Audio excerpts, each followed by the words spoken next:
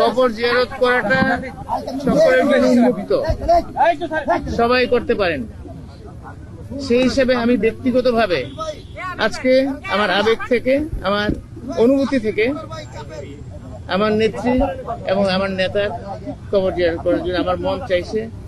সেই জন্য আমি সকালে ঘুম থেকে উঠেই এটাই প্রথম এরাদা করেছি এবং এখানে চলে এসেছি। কোনো এটা রাজনৈতিক কোনো পরিকল্পনা বা কোনো সিদ্ধান্তের বিষয়, এটা আমার ব্যক্তিগত আবেগ এবং আমার ব্যক্তিগত ভাবে আমি এসেছি। তাই এখানে যে বাধাটা আছে দলীয় ভাবে আপনাদেরকে অবহিত করা হয়েছে কিনা, কিংবা দলীয় ভাবে কোনো অবহিত করা হয় নাই, কোনো বাধা আছে বলে আমার জানা নেই। আপনার কাছে কেন মনে হচ্ছে যে কাউকে সর্বসাধারণ জার্নালিস্ট যারা আছে তাদেরকে মানে এখানে ঢুকতে দেওয়া হচ্ছে না? এটা নিশ্চয়ই দেওয়া হবে, এটা আমি জানি না। আমি যেটা জানি না আমি বলতে পারবো না। তো আমার অনুভূতি থেকে আমি আসছি, আমি অনুমতি চাইছি, আমাকে অনুমতি দিয়েছে। ভাই ব্যক্তিগতভাবে আপনি এসেছেন এখানে যেটা বলছেন আর কি, আমি অনুমতি চেয়েছি। যে বিষয়টি হচ্ছে আমরা দেখেছি আপনি ঢোকার আগে অনুমতি নিয়েই ঢুকেছেন। তবে একটু যদি বলি যে বিশেষ করে সামনে জাতীয় নির্বাচন আসছে এবং এই মুহূর্তে বিএনপি চেয়ারপারসন মরহুমা বেগম জিয়া তিনি চলে গেলেন, সবাইকে ছেড়ে। তো দলের উপর কতটুকু ইম্প্যাক্ট পড়বে বলে মনে করছেন? শুনেন, এটা তো হায়াত মৌত রিজিক দৌলত শাহরত এইসব আল্লাহ পাকের হাতে নিয়ন্ত্রিত। এটা নিয়ে কথা বলার কিছু নাই। হায়াত আজকে আমার আছে, কালকে নাও থাকতে পারে, আপনারও নাও থাকতে পারে। সেটা তো যে কোনো সময় যে কোনো মৃত্যুবরণ হতে পারেন, তাই না? সেটা নিয়ে আমরা কথা না বলি। এবং সেটা রাজনীতিতে প্রভাব কি পড়বে সেটা তো যখন রাজনীতির নির্বাচন হবে তখনই বোঝা যাবে। অ্যাডভান্স কথা বলার কোনো সুযোগ তো নাই। আর দ্বিতীয়ত হচ্ছে, আমি এটুকু বুঝি আমাদের নেত্রী ওনার সাথে আমি অত্যন্ত ঘনিষ্ঠভাবে কাজ করে আল্লাহ পাক আমাকে সুযোগ দিয়েছিলেন। সেই সুযোগের মাধ্যমে নাকি দেখেছি ওনার দেশপ্রেম, স্বাধীনতা, সার্বভৌমত্বের সাথে কখনো আপোষ করে না। এত কাছে থেকে ওনার সাথে আমি কাজ করেছি।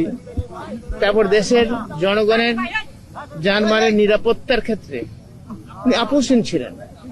যখন আমি যা চেয়েছি নির্দেশে তাই উনি আমাকে দিয়ে দিয়েছেন।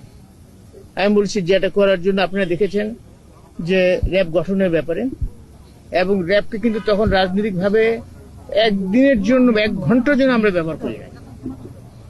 1 ঘন্টার জন্য আমরা ব্যবহার করি, কেউ বলতে পারবেন না, আপনারা প্রমাণ দেখাতে পারবেন না। এবং উনি সেই সুযোগটা দিয়েছিলেন। সেখানে যদি বিএনপির কোনো নেতাকর্মীরা থাকতো সেখানে উনি ছাড় দেন না। সেই নেত্রী ছিলেন আমাদের বেগম খালেদা জিয়া। স্বাধীনতা সার্বভৌমত্বের ক্ষেত্রে আর অনেক ঘটনা আমার ভিতরে আছে, যেটা আমি দেখি, আমার অনুভূতির ভিতরে আছে। সেই দেশপ্রেম আমি আর কারোর মধ্যে আমি এখন পর্যন্ত পাই নাই। উনার ছেলে আমাদের বর্তমান একটি চেয়ারম্যান, উনার মধ্যেও আমি দেখেছি সেই একই জিনিস, যেমনটা ছিল ওনার বাবার প্রতি এবং ওনার মানে সহধর্মিণী বেগম খালেদা জিয়া এবং ওনার ছেলে। আপনারা দোয়া করবেন আমার নেত্রীর জন্য, আল্লাহ যাতে ওনাকে জান্নাতবাসী করে। পাশাপাশি দোয়া করবেন আমার নেতার জন্য, আল্লাহ যাতে ওনাকে ওনার উপর অর্পিত দায়িত্ব অতি ন্যায্যতার সাথে সঠিকভাবে পালন করতে পারেন, যাতে দেশের জনগণ উপকৃত হয়। বেগম জিয়ার রাজনৈতিক দর্শনটা আপনারা কন্টিনিউ করা বা এই জায়গা নিয়ে যদি একটু বলতেন, বিএনপি আগামী দিনের সরকার গঠন করলে রিফ্লেকশন থাকবে কিনা? ইনশাল্লাহ থাকবে।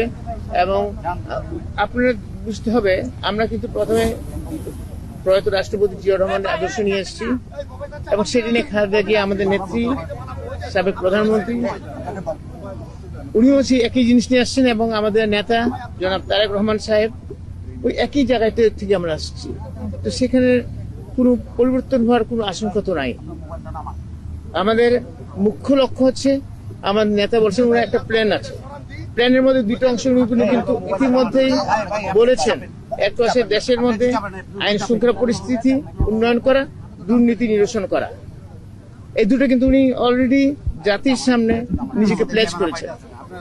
তো আপনি নিশ্চয়ই বুঝতে পারেন উনার কথাবার্তা, উনার কনফিডেন্সটাকে, লেভেলটাকে আপনি নিশ্চয়ই বুঝতে পারেন। এবং ইনশাল্লাহ দোয়া করবেন, আল্লাহ যদি রহমত করে ইনশাল্লাহ তারা আমরা সেটা উনি সেটা অ্যাচিভ করবেন।